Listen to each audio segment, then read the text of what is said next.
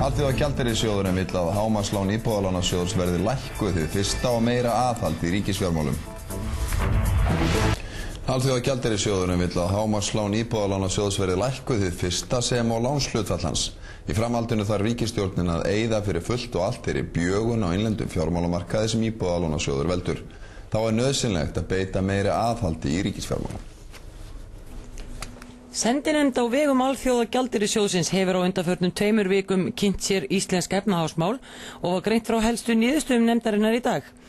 Þar segir að þrátt fyrir að efnahagshorfur á Íslandi séu enn öfundsverðar, þá sé nauðsynlegt að beita meira aðhaldi í ríkisfjármálum, meðal annars með því að halda aftur af hækkun launa í komandi kjaraviðræðum, en að mati Gjaldeyrissjóðsins knýr neytendamarkaðurinn og mikil einkaneysla áfram verðbólguna sem skapaðist við gengislækkunina mitt ár í fyrra.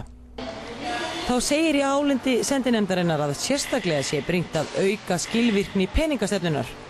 Það sé ekki hægt á meðan að Íbúðalánasjóður í opinberri eigu hindrar að stýrivextir Seðlabankans hafi áhrif á einkaneyslu og útgjöld heimilana. Þetta hafi áhrif á þær atvinnugreinar sem ekki geta varið sig gegn háum vöxtum.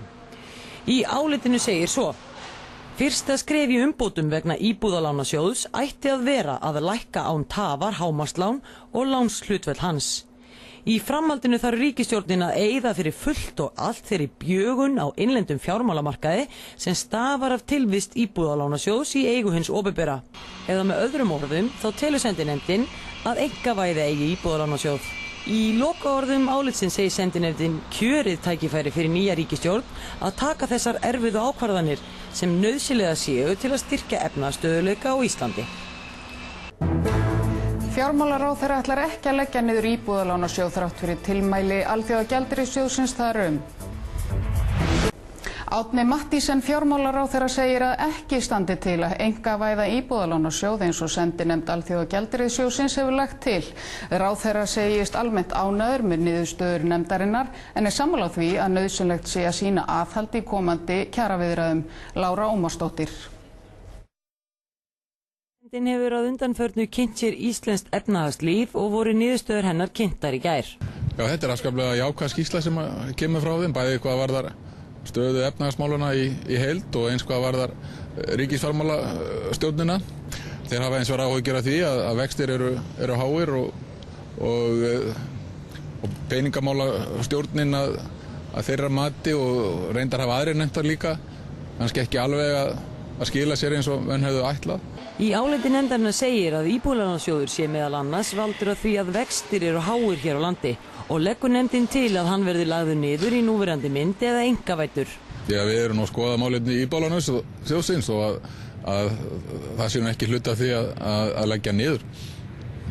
Þannig að þið eru ekki að fara að selja hann bara núna á næstu dögum? Nei, það stendur ekki til en eins og komið fram áður þá hefur verið að fara yfir hans mál í talsverðan tíma af ýmsum ástæðum og við munum komast að niðurstöðum það á endanum.